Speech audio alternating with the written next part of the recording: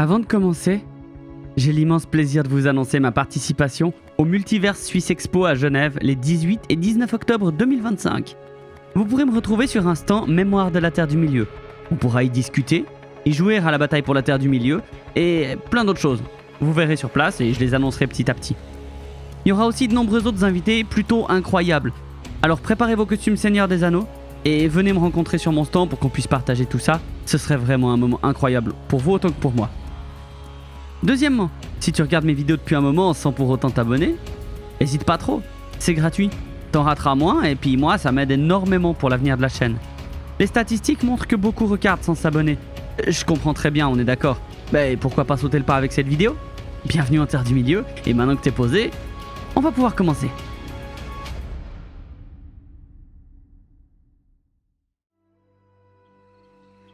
Imagine une tour, rayonnante, bâtie pour contempler les étoiles et protéger le royaume des Dúnedain en exil. Cette citadelle fut dressée au seuil même des montagnes de l'ombre, comme un rempart contre les ombres rampantes s'échappant du Mordor. Lieu de beauté, de musiques et de chants, résidence de la royauté et abritant un arbre blanc de Númenor. Comment est-ce possible qu'au moment où Frodo aperçoit cette belle cité, celle-ci se trouve plongée dans l'ombre, ne profitant que de la fade lumière cadavérique d'un verre glauque luisant sur ses murs autrefois blancs. Voici l'histoire de la cité d'Isildur, devenue repère des spectres. Après le cataclysme qui engloutit Númenor, deux princes exilés, Isildur et Anarion, abordèrent les rivages de Gondor après une errance maritime aussi pénible que longue. Leurs yeux se posèrent sur une terre neuve, et déjà ils se partagèrent les fiefs.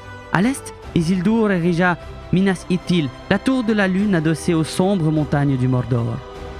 À l'ouest, Anarion bâtit Minas Anor, la tour du soleil sur les montagnes blanches. Deux frères, deux cités sœurs, veillant l'une sur l'autre comme les phares d'un royaume en devenir.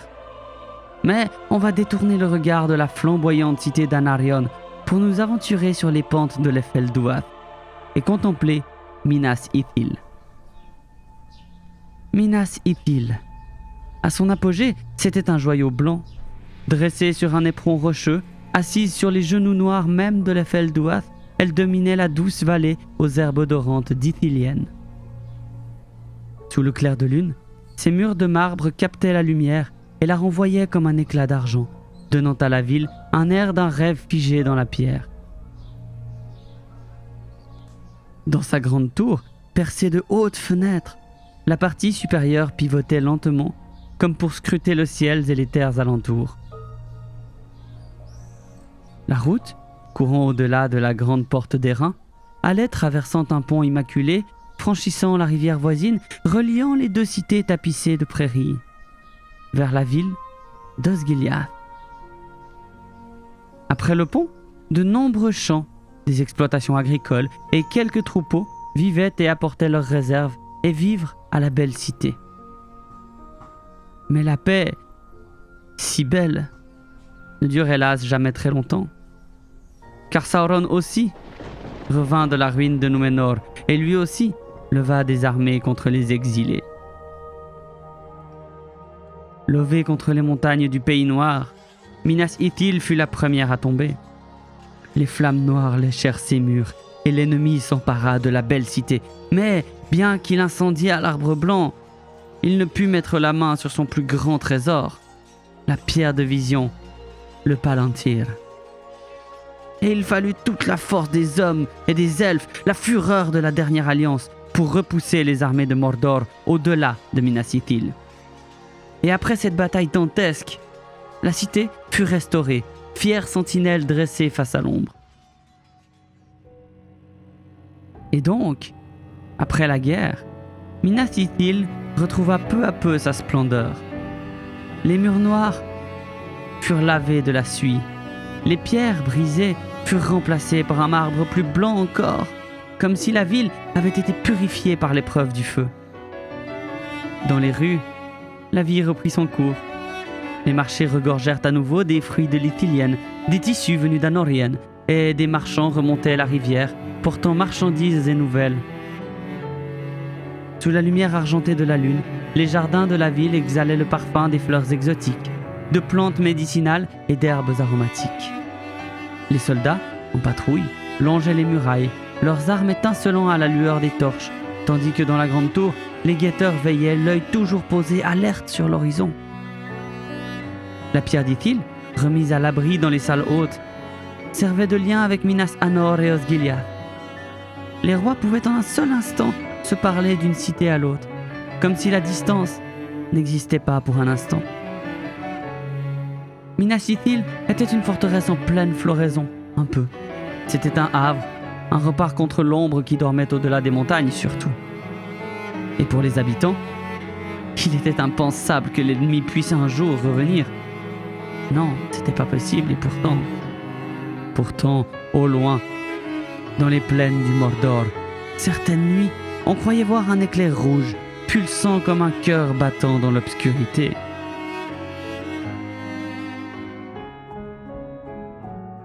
La pleine lune se leva une fois de plus sur Minas Ithil, mais ses rayons n'avaient plus la même clarté qu'alors.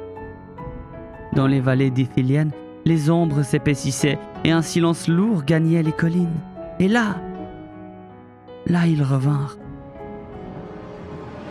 Après sa défaite dans les terres glacées du nord, le roi sorcier d'Angmar franchit à nouveau l'école noire de l'Efelduar.